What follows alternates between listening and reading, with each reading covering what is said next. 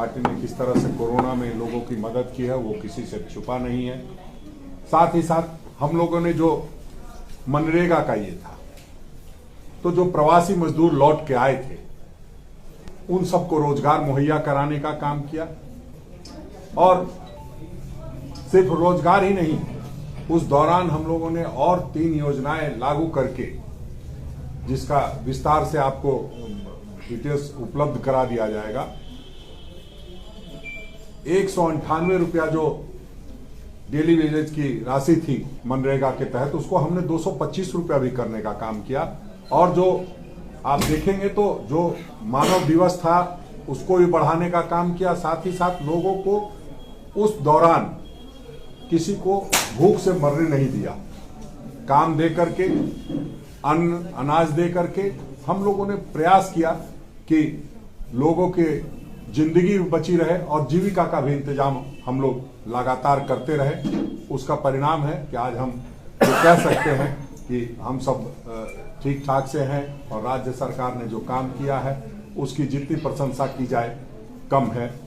आप जानते हैं कि अभी भी कोरोना का जो संकट है वो खत्म नहीं हुआ है। जो विपदा है वो बार बार हमें ये दस्तक देती है, हमें भयाक्रांत करती है कि जो है आप संभल जाओ। हम लोग भी पूरा नज़र बनाए हुए हैं कि कैसे, हाँ, लेकिन एक हम लोगों का ये भी मानना है कि दहशत नहीं पैदा करना है। हम चाहते हैं कि शांति से लोग अपनी अपनी सुरक्षा का ख्याल रखें और राज्य सरकार की तरफ से कभी भी हम लोग दहशत फैलाने का काम नहीं किया और हम लोगों ने बराबर लोगों के बीच बने रहने का काम किया। जो आप देखेंगे तो जो किसानों के लिए बात थी, हमारे कृषि मंत्री बैठे हैं, आप उनसे बाद में सवाल ले सकते हैं। जो हम लोगों ने वायदा किया था अपने मैनिफेस्टो में कि हम किसानों का ऋण माफ करेंगे, जो हमारी ताकत थी, जो हमारे वित्त मंत्री आदरणीय डॉक्टर रामेश्वर उरांव जी ने जो अपने राजस्व का संग्रहण किया और जो हाल था खजाना का, वो किसी से छुपा नहीं है कि किस तरह से कभी आशीर्वाद यात्रा चला करके, कभी कुछ और यात्रा, कभी कुछ, और किस तरह से पूरे राज्य में इवेंट का दौर बना करके और किस तरह से केंद्र सरकार के प्रधानमंत्री और गृह मंत्री को महामंडित करने के लिए करोड़ों अरबों रुपए खर्च किए गए। झारखंड मोमेंटम के नाम पर करोड़ों रुपए लुटा दिए गए। उस पर आप जब जांच कराएंगे तो देखेंगे चॉकलेट से लेकर प्लेट तक में गड़बड़ी पाई गई थी। तो हम लोगों ने उन तमाम चीज़ों को छोड़ते हुए और राजस्व संग्रहण पर पूरा फोकस करते हुए एक अच्छी शुरुआत की और 50,000 रुपये हमने ऋण माफ की घोषणा की, ऋण माफी की, और उसमें अब तक 3,34,000 लोगों को उसका लाभ दे चुके हैं। हालांकि ये बहुत कम है, लेकिन हमें जो हमने टारगेट रखा हुआ है 9,02,000 का टारगेट है, 9,02,063 लोगों का, उसको हम पूरा करेंगे। हाँ, कुछ विसंगतियां हैं, कुछ लोग आरोप लगाते हैं कि जो हमने सोचा है वो नहीं हो पा रहा है। ये सही है, लेकिन ये भी सही है कि 15 साल में जिस तरह से पूरे राज्य के ब्यूरोक्रेसी को खत्म करने का प्रयास किया गया, जो सिस्टम है उसको कुंद करने का प्रयास किया गया, उसको संभालते हुए हमें आगे बढ़ना है। और हम समझते हैं कि मंत्री जी का जो लगातार प्रयास रहता है वो हम लोग अपने किसान का जो कर्जा है उसको माफ करने में पूरी तरह सफल होंगे।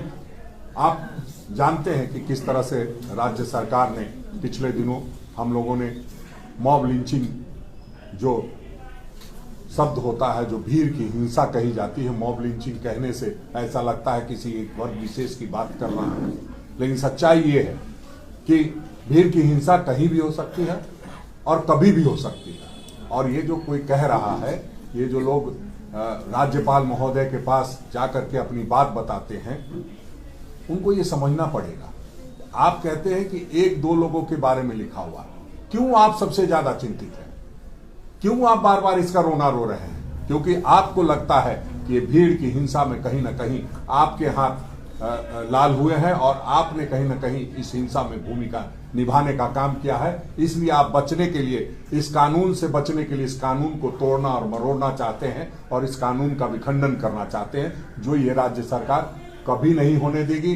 कृत संकल्प है कि जो भी व्यक्ति है सुरक्षित रहे, चाहे वो हिंदू हो, चाहे मुसलमान हो, चाहे सिख हो, चाहे ईसाई हो, चाहे जैन हो, चाहे बौद्धिस्ट हो, जो भी लोग हैं वो सब लोग अपने ताकत के साथ और अपनी सुरक्षा के साथ जी सके। और भीड़ की हिंसा भीड़ की हिंसा लोकतंत्र पर भीड़ तंत्र हावी हो रही थी, उसको हमने रोकने का प्रयास किया है। इसमें जो लोग इस तरह की बातें कर रहे हैं उनसे मैं निवेदन करूंगा, आग्रह करूंगा, विनती करूंगा कि वो इस तरह का प्रयास छोड़ दे और जो राज्य के विकास में एक लंबी लकीर खींचने का प्रयास हमारी गठबंधन सरकार कर रही है उसमें अपना हाथ बटाए। विपक्ष में है, विपक्ष का जरूर ये प्रयास होना चाहिए कि जाकर के जनता के बीच संघर्ष के रास्ते अपनाए, जनता के साथ सड़क पर आए। अगर सरकार हमारी कोई गलत कर रही है तो उसका ध्यान आकृष्ट कराए। सिर्फ महामहिम को पत्र देने से और मीडिया में बने रहने से, मीडिया में बयान जारी करने से जनता का भला नहीं होने वाला है। एक सशक्त विपक्ष की भूमिका वही निभा सकता है जो जनता के माध्यम से हमारे पास आए, सरकार के पास आए और अपनी बात बताएं। निश्चित रूप से हम विपक्ष का पूरा सम्मान करते हैं और उनको पूरा मौका दिया जाएगा, उनकी बात सुनी जाएगी, ना कि अफवाह फैला करके सिर्फ झूठी बातें करके आप सत्ता में आना चाहते हैं। सत्ता की बेचैनी इतनी भी ज्यादा ठीक नहीं है। मात्र 2 वर्ष हुए हैं और किस तरह से हमने कोरोना पर काबू पाते हुए पूरे राज्य सरकार को ठीक से ढंग से काम करने का मौका आप लोगों ने दिया है। हम लोग उस काम को कर रहे हैं और आप जानते हैं कि जो पारा शिक्षकों का मामला था उसको भी हमारी सरकार ने, जो पिछले कई वर्षों से ये मामला चल रहा था, उसको सॉल्व करने का प्रयास किया है। लगातार हम लोग प्रयासरत हैं कि जो भी समस्याएं राज्य की उसको एड्रेस किया जाए। हाँ, कुछ लोगों की परेशानी ये है कि हमारे हिसाब से नहीं हो रहा है, आपके हिसाब से होने की बात नहीं है और आपके दल के हिसाब से होने की बात नहीं है।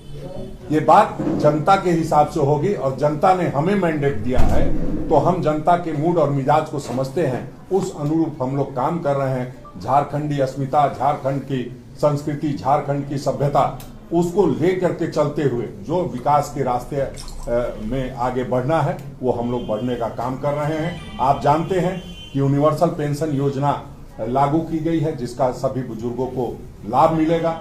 गरीबों के लिए आप देखें किस तरह से सोना सोबरन धोती सारी योजना के माध्यम से हम लोग एक एक उस व्यक्ति तक पहुंचने का काम किए जिन लोगों के पास कहीं ना कहीं हम लोग चुनाव के दौरान जब जाते थे तो देखते थे कि तन पे ठीक से कपड़ा नहीं हो रहा है और भारतीय जनता पार्टी की सरकार कहती थी कि डबल इंजन की सरकार है, इसमें सब कुछ हो रहा है। जब मुख्यमंत्री आशीर्वाद मांगते चल रहे थे लोगों से, या यूं कहिए कि आशीर्वाद देने के लिए लोगों के पास जा रहे थे, तब उनको ये शायद चीजें नहीं दिखाई दे रही थी। लेकिन हमारे नेताओं ने, हमारे जो गठबंधन के लोग हैं, सब लोगों ने देखा था नजदीक से गरीबी को और उसका परिणाम ये हुआ कि हम लोगों ने धोती सोना सुब्रन धोती सारी योजना से सभी लोगों को, गरीब लोगों को आच्छादित करने का काम किया।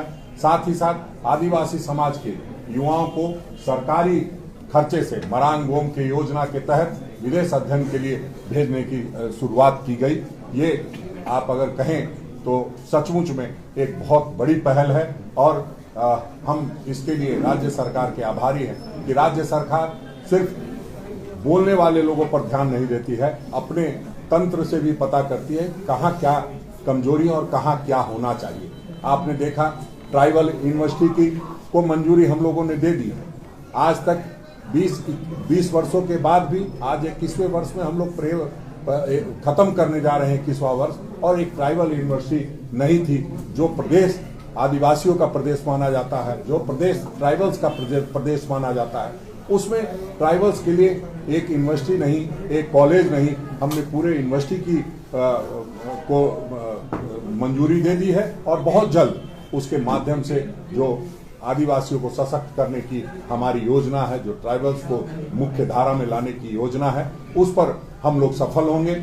आपने देखा होगा जो रोजी रोजगार की बात है, टेंडर की बात है, तो टेंडर में भी जो लोग जीने खाने के लिए काम करते हैं उसमें भी हम लोगों ने एसटी, एससी और ओबीसी के लिए व्यवस्था करने का प्रयास शुरू किया है। औद्योगिक नीति को भी मंजूरी दी।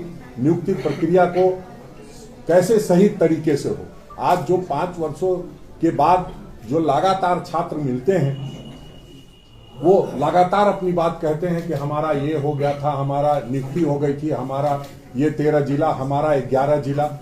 आखिर क्यों? क्योंकि कोई नियोजन नीति स्पष्ट रूप से नहीं की गई और नियोजन नीति और स्थानीय नीति को परिभाषित सही तरीके से नहीं करने के कारण आज ये हाल है कि राज्य के युवा सड़क पर घूम रहे हैं। हम लोग शर्मिंदगी महसूस करते हैं जब कोई युवा आता है हमारे पास और कहता है कि हमारा पंचायत सचिव का मामला अटका पड़ा है, हमारा शिक्षक नियोजन का मामला अटका पड़ा है, हमारा जो JSSC का जो रिजल्ट आना है वो बाकी है। तो कहीं ना कहीं ये पिछली राज्य सरकार के जो नाकामियों की वजह से, या यूं कहिए कि बिल्कुल यहाँ के लोगों के साथ खराब करने वाला काम किया, तो वो यहाँ की भारतीय जनता पार्टी की सरकार ने किया था। उसको हम सुधारने का काम कर रहे हैं। हम समझते हैं कि बहुत जल्द जो मुख्यमंत्री जी ने कहा है कि युवाओं के लिए रोजगार का रास्ता खोला जा रहा है, तो निश्चित रूप से खुलेगा। हम आज ये कह सकते हैं 2 वर्षों के बाद कि हमने लगातार अपने जो प्रयास थे वो पूरा करने का काम किया है। जो भी स्थानीय लोगों को प्राथमिकता देनी है उसको देने का काम किया है। कुछ लोग विवाद खड़ा करना कुछ लोगों की आदत हो गई है, उनसे भी हम आग्रह करेंगे कि वो राज्य सरकार का सहयोग करें। 2 साल हुआ है, 3 साल बाकी है। 3 साल में हमें बहुत बहुत बहुत बहुत आगे जाना है और ऐसे में हम चाहेंगे कि विपक्ष भी अपना रोल तरीके से अदा करे, विपक्ष भी अपनी बात तरीके से कहे, विपक्ष जनता के माध्यम से हमारे पास बात रखे। निश्चित रूप से जनता के कल्याणार्थ जो भी कार्य होगा वो हम करने के लिए आमादा हैं और हम करेंगे। धन्यवाद, शुक्रिया। अब मंत्री जी से अगर कोई विभाग विशेष। हाँ, ये कोरोना काल में जो प्रवासी मजदूर आए थे, कितने प्रवासी मजदूरों को यहाँ पे रोजगार दिया गया?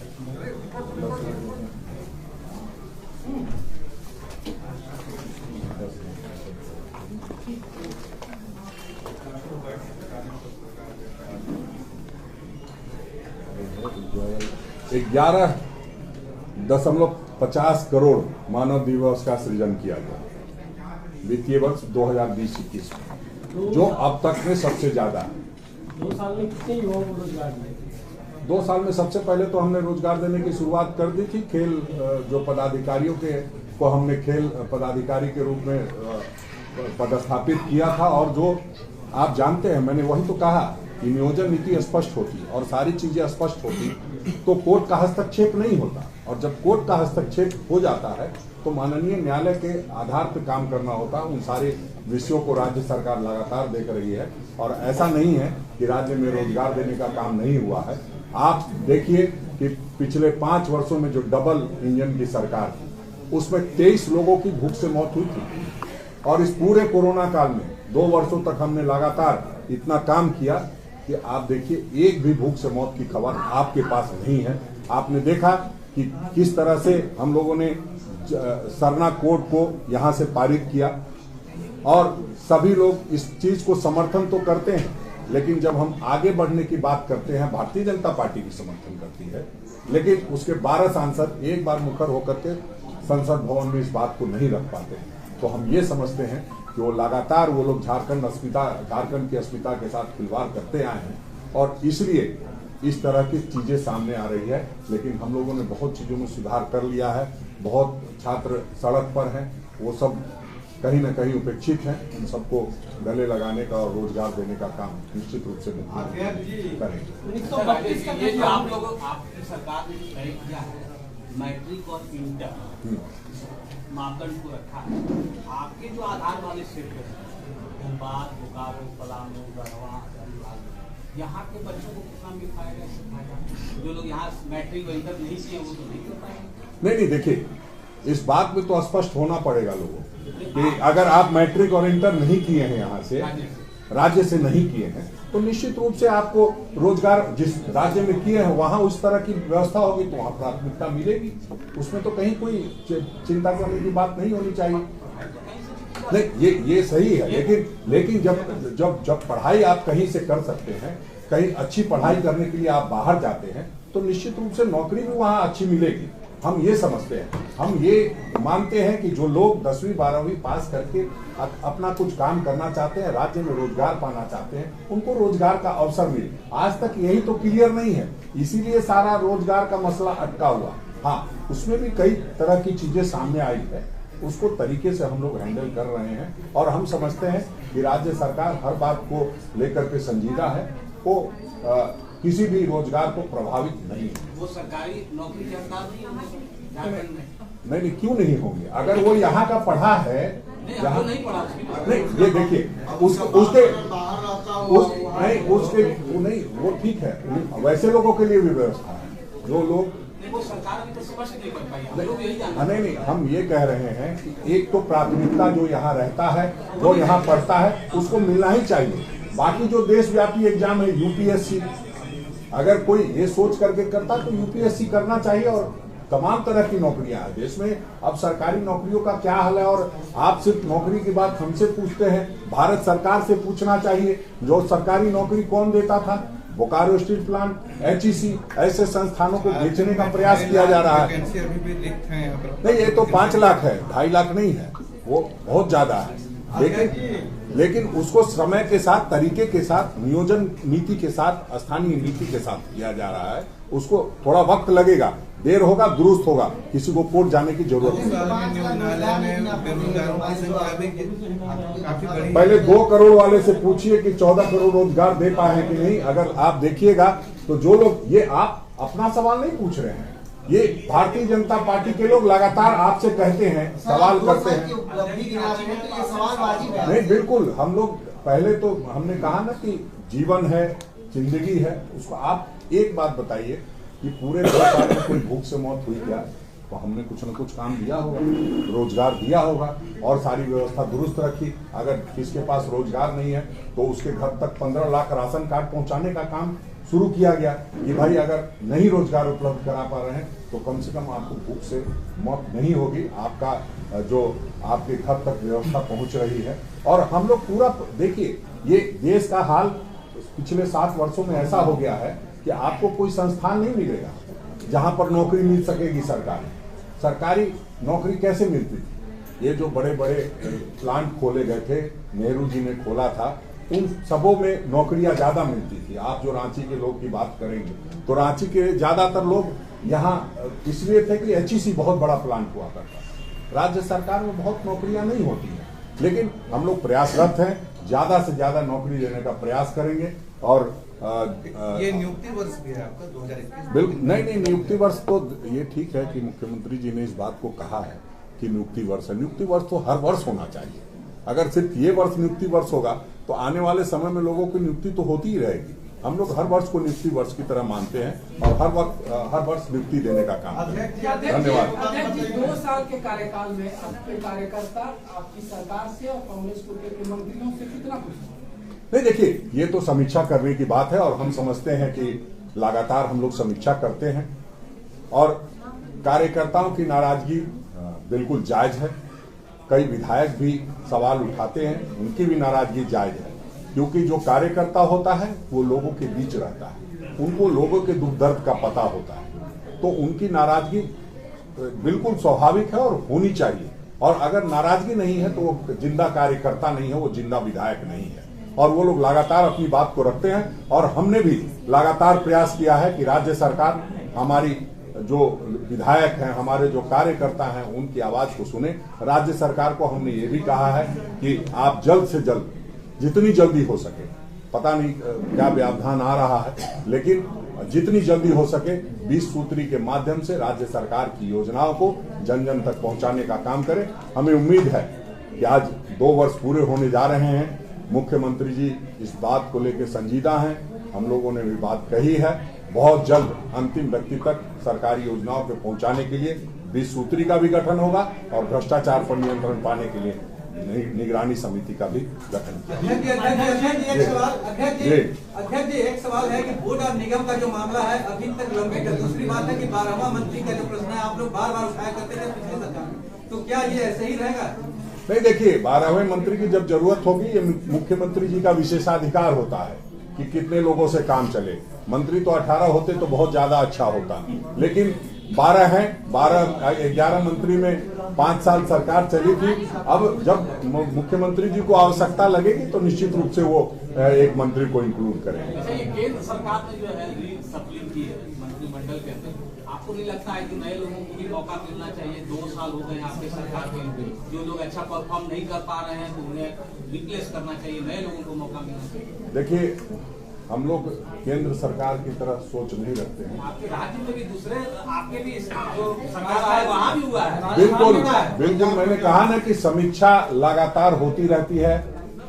जल्द ही जो 2 वर्ष पूरा होता है, जब हम अपनी गाथा बताते हैं कि हमने 2 वर्षों में ये काम किया है, तो निश्चित रूप से हम ये भी विचार करते हैं कि जो हमारा मैनिफेस्टो था उस पर हम कहाँ तक पहुंचे हैं और उसको हमारे जो मंत्री महोदय हैं वो कहाँ तक लेके गए हैं और कहाँ चूक हो रही है। तो सारी बातों पर चर्चा होती है और लगातार हम लोग चर्चा करते हैं। निश्चित रूप से आगे आने वाले समय में भी चर्चा करेंगे। और जहां तक बदलाव की बात है, तो बदलाव तो ये आला कमान का निर्णय होता है। वो सारी चीजों की रिपोर्ट जाते रहती है। आप लोग जैसे पत्रकार मित्र हैं, लगातार सारी बातों को बताते रहते हैं। सिर्फ यही नहीं, केंद्र के जो हमारे आला कमान हैं उनसे भी आप लोगों का सीधा संपर्क है। बहुत सारे लोग हैं जो सीधी बात करते हैं। हमें लगता है कि आपकी बातों को नजरअंदाज नहीं किया जाएगा अगर आपने कोई सही और सच्ची बात कही होगी।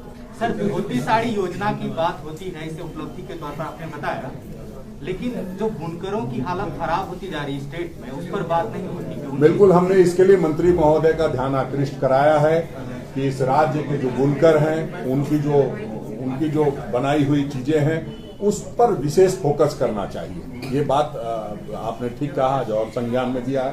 हम कोशिश करें कि यहाँ के बुनकरों का भला हो और ये जो योजना लोगों को लाभ मिल रहा है उस योजना का लाभ उनको भी मिले कि वो कैसे उत्पादन अपना बढ़ाएं और कैसे राज्य सरकार को उनकी जो उत्पादन है वो मिल सके। धन्यवाद, थैंक यू वेरी मच।